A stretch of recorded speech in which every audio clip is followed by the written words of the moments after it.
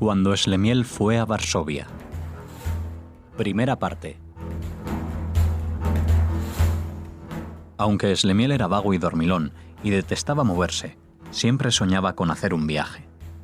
Había oído muchos cuentos que hablaban de países lejanos, grandes desiertos, profundos océanos y altas montañas, y frecuentemente conversaba con la señora Slemiel acerca de sus grandes deseos de hacer un largo viaje. La señora Slemiel respondía: «Los viajes largos no son para un Slemiel. Estás mejor en casa cuidando de los niños, mientras yo voy al mercado a vender mis verduras». Pero Slemiel se resistía a renunciar al sueño de ver el mundo y sus maravillas. Un visitante que había pasado recientemente por Helm le había contado maravillas sobre la ciudad de Varsovia. Lo hermosas que eran las calles, la altura de los edificios y el lujo de las tiendas. De una vez por todas, Slemiel decidió que debía ver la ciudad con sus propios ojos. Sabía que para viajar hay que hacer preparativos, pero ¿qué debía llevar? No tenía nada más que la ropa vieja que llevaba puesta. Una mañana, después de que la señora Slemiel partiera para el mercado, dijo a los niños mayores que no fueran al Heder y se quedaran en casa cuidando de los más pequeños. Luego cogió unas cuantas rebanadas de pan, una cebolla y un diente de ajo, los envolvió en un pañuelo, hizo un atillo y partió a pie en dirección a Varsovia.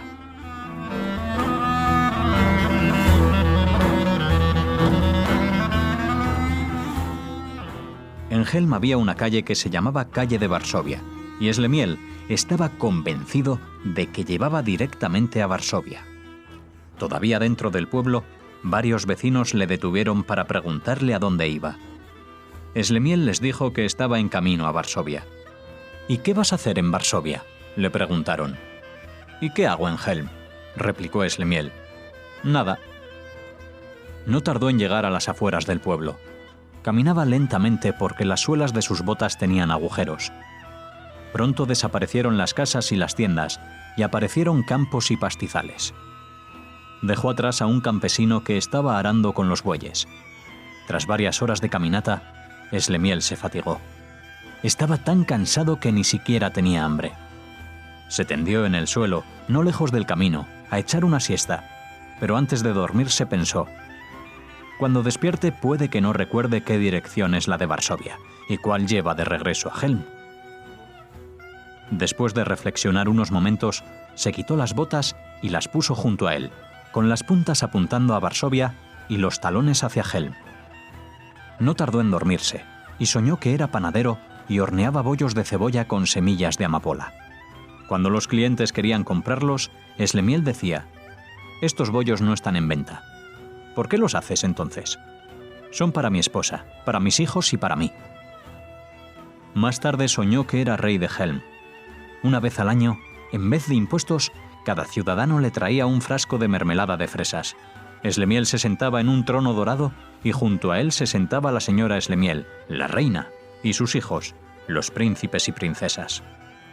Todos comían bollos de cebolla y grandes cucharadas de mermelada de fresas. Llegaba un carruaje que llevaba a la familia real a Varsovia, a América y al río San Batión, que durante la semana lanza piedras y descansa en Sabbat. Cerca del camino, a poca distancia de donde Slemiel reposaba, había una herrería. Sucedió que el herrero salía justo en el momento en que Slemiel ponía cuidadosamente las botas a su lado, con las puntas señalando hacia Varsovia. El herrero era un bromista y, cuando Slemiel se durmió profundamente, se acercó de puntillas y volvió las botas.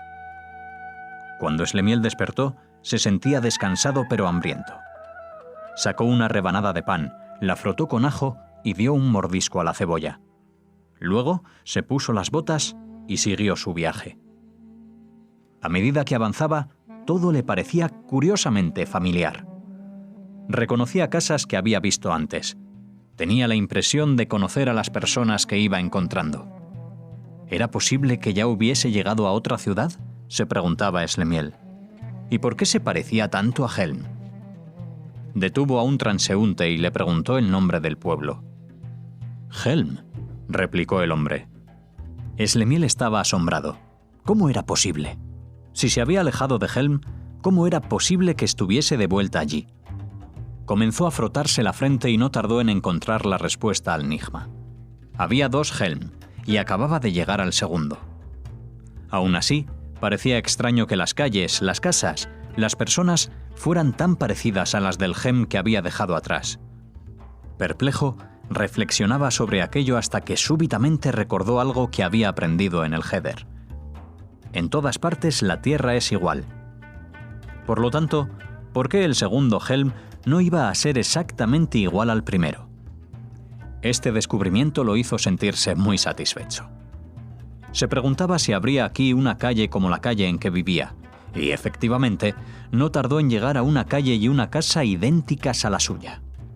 Había caído la tarde y, con gran asombro, vio a una segunda señora Slemiel con niños que eran exactamente iguales a los suyos. Todo era absolutamente igual a su propia casa. Hasta el gato parecía ser el mismo. De inmediato, la señora Slemiel comenzó a regañarlo. «¿A dónde fuiste, Slemiel? Dejaste la casa sola. ¿Y qué llevas en ese atillo?» Todos los niños corrieron hacia él gritando: «¿Dónde has estado, papá?» Slemiel se detuvo por un momento y luego dijo: «Señora Slemiel, no soy su marido. Niños, no soy vuestro padre». «¿Has perdido el juicio?», gritó la señora Slemiel. «Yo soy Slemiel de Helm 1, y esto es Helm 2». La señora Slemiel golpeó las manos con tanta fuerza que las gallinas que dormían debajo del horno se despertaron asustadas y volaron por toda la habitación. «Niños, vuestro padre se ha vuelto loco», gritó. De inmediato, mandó a uno de los niños en busca de Gimpel, el curandero. Comenzaron a presentarse todos los vecinos. Slemiel, en medio de la habitación, declaró: «Es cierto, todos ustedes se parecen a las personas de mi pueblo, pero no son los mismos. Yo vengo de Helm 1 y ustedes viven en Helm 2. «Slemiel, ¿qué te pasa?», preguntó alguien. «Estás en tu propia casa, con tu propia esposa y tus propios hijos, con tus propios vecinos y amigos». «No, ustedes no comprenden. Yo vengo de Helm 1.